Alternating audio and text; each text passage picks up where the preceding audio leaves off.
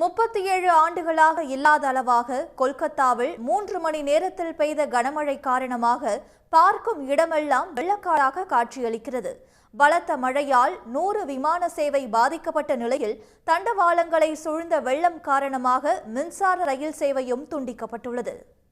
வங்கக்கடலில் வடகிழக்கு பகுதியில் உருவாகியுள்ள குறைந்த காற்றழுத்த தாழ்வு பகுதி காரணமாக மேற்கு வங்க தலைநகர் கொல்கத்தாவில் திங்கட்கிழமை முழுவதும் பலத்த மழை பெய்தது.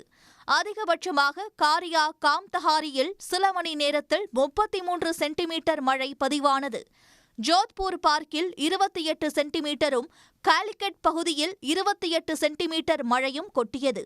இதேபோன்று பெனியாப்புக்கூர், காலிகாப்பூர், நேதாஜி நகர் உள்ளிட்ட இடங்களில் பெய்த கனமழையால் தாழ்வான பகுதிகள் வெள்ளக்காடாக காட்சியளித்தன.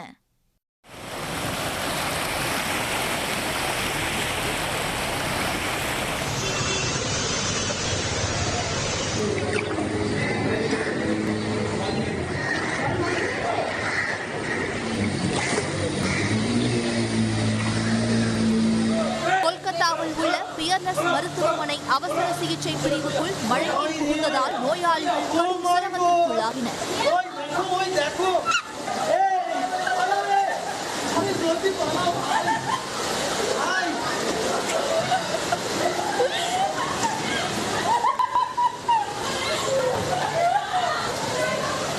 துர்கா பூஜை கொண்டாட்டங்கள் தொடங்குவதற்கு முன்பே பெய்த கனமழை காரணமாக கொல்கத்தாவில் துர்கா பூஜை ஏற்பாடுகள் மழையால் பாதிக்கப்பட்டன. துர்கா பூஜைக்காக அமைக்கப்பட்டிருந்த பல பந்தல்கள் வெள்ளத்தில் மூழ்கின.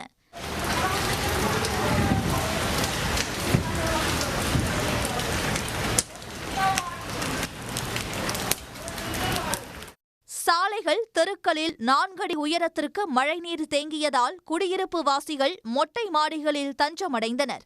மேலும் சாலைகளில் நிறுத்தி வைக்கப்பட்டிருந்த கார்கள், பைக் உள்ளிட்ட வாகனங்கள் வெள்ளத்தில் மிதந்தன.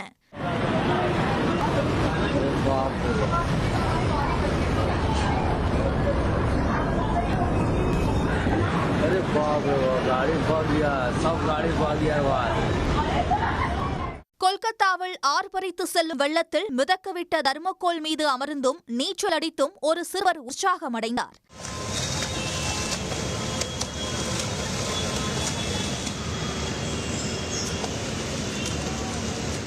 கனமழை காரணமாக கொல்கத்தா சுபாஷ் சந்திரபோஸ் விமான நிலையத்தில் 30 விமானங்கள் ரத்து செய்யப்பட்டன. மேலும் 42 விமானங்கள் புறப்படுவதிலும் தரையிறங்குவதிலும் தாமதம் ஏற்பட்டன. தண்டவாளங்களில் 3 அடி உயரத்திற்கு சூழ்ந்த வெள்ளம் காரணமாக மின்சார ரயில், புறநகர் மற்றும் மெட்ரோ ரயில் சேவை ரத்து செய்யப்பட்டுள்ளது.